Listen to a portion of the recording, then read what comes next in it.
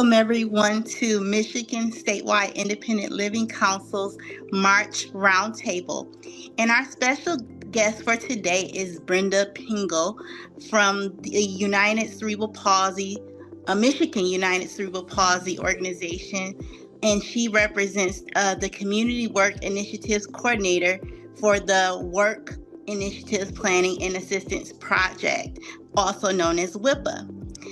Brenda Pinge has 9 years of experience working with Social Security disability beneficiaries and is a part of a team that is recognized for their extensive knowledge of SSI, SSDI, childhood disability benefits, disabled widowers, Medicaid, Medicare, and Social Security work initiatives and safety nets that apply to a person's unique situation. Brenda and the Michigan UCP WIPA team specialize in translating complex benefits rules into clear practical guidance and providing ongoing support that empowers individuals to make informed decisions about work, gaining financial stability, and long-term independence. Through individualized benefits counseling, community education, and strong collaboration with community partners, she helps beneficiaries, families, and service providers navigate the path to employment with confidence and accuracy. And just a little bit more about Michigan UCP. Michigan UCP is one of Michigan's most reliable statewide sources of support, education, referrals, and services for people with disabilities and their families. And Michigan UCP provides assistive technology, financial assistance, tools, and advocacy, including employment services to promote equity, independence, and inclusion for all. And originally focused on individuals with CP, cerebral palsy, currently more than 65% of the people Michigan UCP serves have a disability other than CP. So we'd like to welcome Brenda at this time. Thank you so much for being our special guest today. And we welcome you and thank you for being here today. And so we're going to kick off our discussion. And I'll start by asking you, Brenda, what does a Community Work Initiatives Coordinator do? Thank you, Jamia, and it's a pleasure to be here.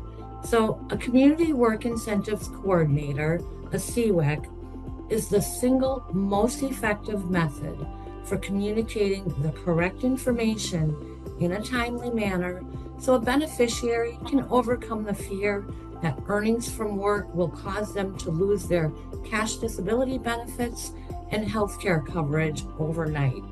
And we don't become a CWIC just like that. We have to go through very intensive training provided by Virginia Commonwealth University, pass many assessments to test our level of knowledge, and before we're even allowed to speak with a beneficiary, we must complete or obtain a federal Tier 2 suitability clearance because we work with very confidential, sensitive information, and our services are very individualized. We are going to complete a thorough intake, start teaching that beneficiary how to report their earnings, obtain the necessary releases. And once we get the releases, the most important thing is to verify the Social Security benefits. And once we get that benefits planning query, we're going to review it with the individual, and then we start our benefits counseling, which involves creating a very detailed report that covers everything a person ever wanted to know or didn't know they needed to know about managing their disability benefits. And we're going to provide long-term services and supports. Wonderful. Thank you so much for explaining what the coordinator does.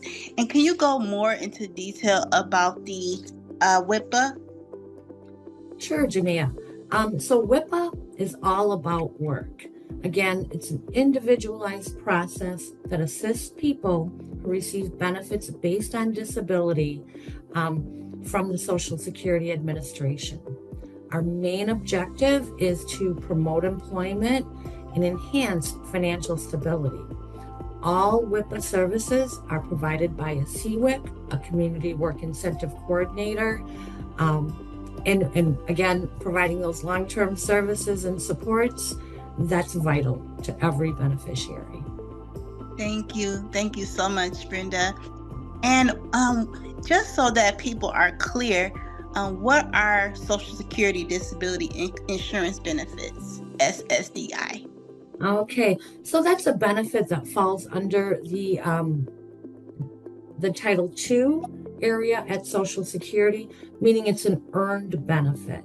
An SSDI, or Social Security Disability Benefit, is based off of one's own work record. Mm-hmm. It's an earned benefit, and it comes with Medicare after a waiting period. Okay. And I know also people, they also ask about SSI. Could you differentiate between between SSDI? Yes, I can. So again, a Title II, an earned benefit, SSDI, those childhood disability benefits, disabled widower benefits are an earned benefit. They come with their own set of work incentives. And on the other side, supplemental security income, SSI, that's a means-tested, needs-based benefit. The most a single person this year can receive an SSI is $994 a month. That's well below the federal poverty level. Yes. Some people receive one or the other benefit or a combination of both, but it's important for that beneficiary to know earnings from work are treated completely differently for each benefit, and to understand how earnings may or may not affect each of those benefits. Thank you so much for differentiating the two. So what are some myths about returning to work while receiving these disability benefits? Jamia, that is my favorite question. All CWICs are myth busters, I like to say. So some of the myths are, well, I talked to Social Security's Ticket to Work helpline. I found out everything I need to know. That's not true. Other times people think, well, I'm working. They're taking out Social Security taxes. I don't have to report my earnings. Yeah, you do. We're going to teach you how. A very loving myth is possibly a protective parent, guardian, family member who doesn't want their youth with a disability or their adult child with a disability to go to work for fear they're going to lose their benefits and healthcare coverage. And that's detrimental to that individual's future financial outcome. Yes. And some myths, the one that we hear the most is, I can only work 20 hours a week. Mm-hmm. If you're making $50 an hour, Social Security is interested in the value of your work and your countable monthly earnings. Thank you so much. Just to be clear, will people lose their benefits and or their medical insurance if they return to work? Unless you're medically recovered and not at your full retirement age for an SSDI benefit, there's always going to be a work incentive or a safety net built into the system. Again, each of the benefits come with different work incentives, but it's possible to work even full-time and keep your cash benefits for a period of time and your health insurance, your Medicare, your Medicaid, your community-based service waiver. Yes, thank you so much I think so many people have a fear of working, because they believe that they're going to lose their benefits. So this will just clear up so much of the confusion and bring understanding to people. So thank you so much for explaining that.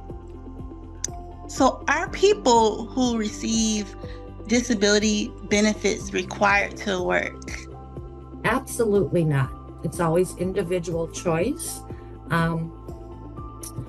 Some people are working very minimal or whatever their disability will allow them to. Some people just really want to take that chance, work their way up to work, eventually work full-time, but it's always individual choice, never being required to work. Absolutely. And we always want to keep the person at the center of their, of the choices, especially an individual in a disability community. So yeah, that just goes right along with the independent living philosophy. Absolutely. Yes. So let's say I lost my earnings. Hypothetically, I lost my benefits due to working. Is there a way for me to get my benefits back? Absolutely. So it depends on if your benefits are suspended, meaning you're still entitled, but you're at a period for either type of benefit where you're not in pay status, or if you've worked your way through certain work incentives and you get the letter that because of WIPA services, you're expecting that letter that your cash benefits are being terminated due to no longer meeting that definition of disability. There's, for a Title II benefit at NSSI, there is a fast track way called expedited reinstatement of disability benefits. Mm-hmm. The person does not have to reapply. It's a mini application. Your CWIC can help you with part of that.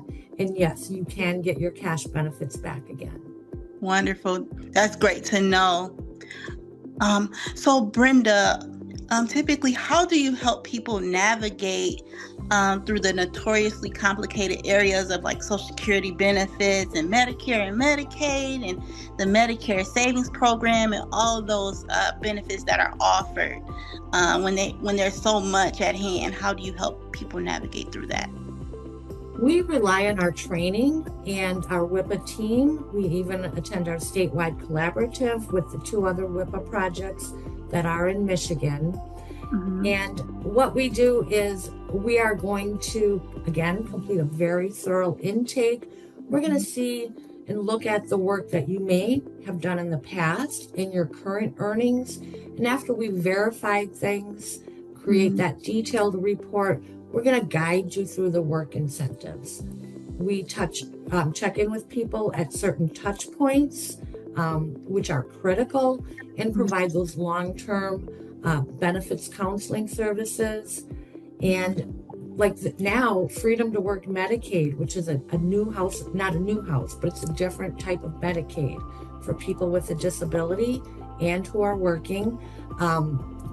Now, if you have Freedom to Work Medicaid, you're automatically eligible for the state to pay that Medicare Part B premium. So our services look different for everyone, and they're very individualized. Okay, wonderful. That is so great to know, to know that everyone isn't fit into like a box, and everyone has to have the same exact, benefits. So that is so great to know. So when people come to you for services and, the help, where are they usually at in their lives?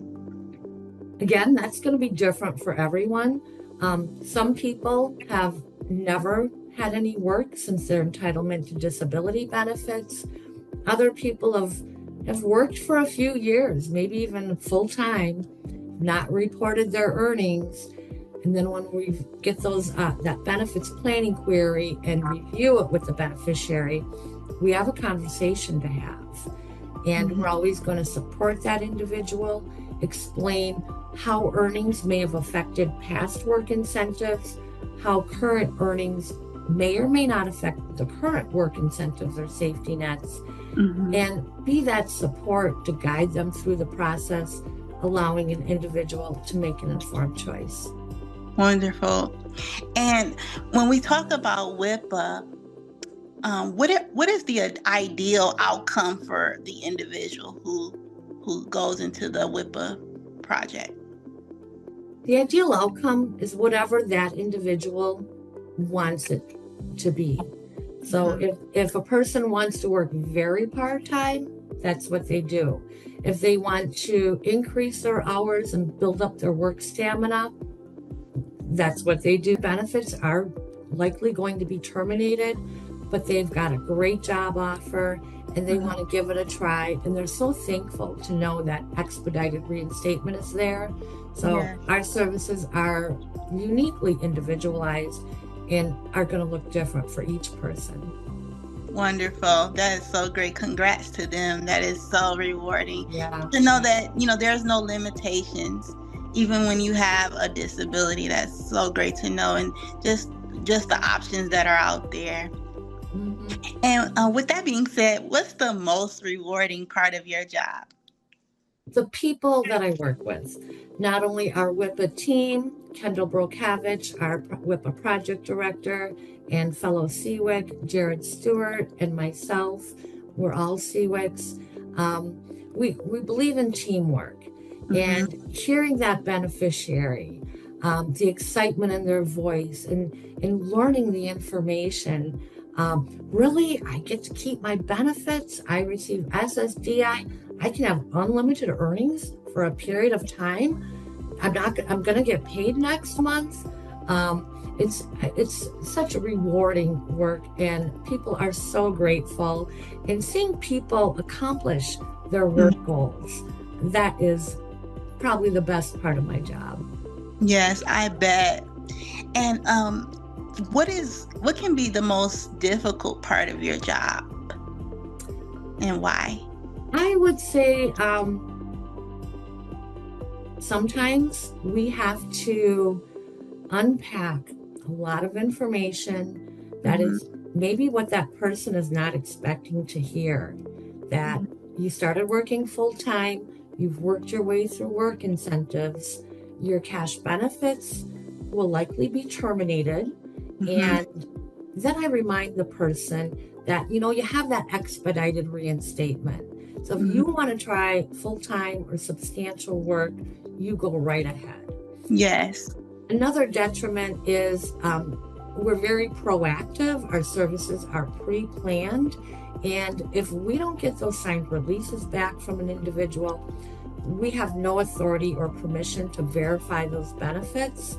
So if I have someone who I can't get a hold of, give them a call, send them an email, and then I'll generally follow up with a letter. A lot of times that gets someone's attention, and then we're able to get that process going, get them the information that they need, and then they can make their informed choice. Wonderful. And with the process of obtaining the information, are caregivers and family members often involved in the process to help streamline that process?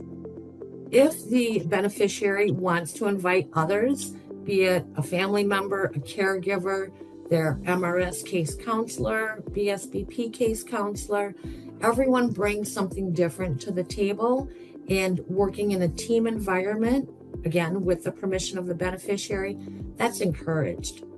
Wonderful. Great. Yes, teamwork does make things come dream work, That's right. Everyone's hands to the table to making sure that the individual is taken care of. And what are your hopes for the future, Brenda? What would you like to see? Well, WIPA, Jamia, is the best kept secret, and it's not supposed to be. WIPA projects are nationwide in every U.S. territory. Sometimes people will get benefits counseling services outside of the WIPA, and that's fine, but those services end.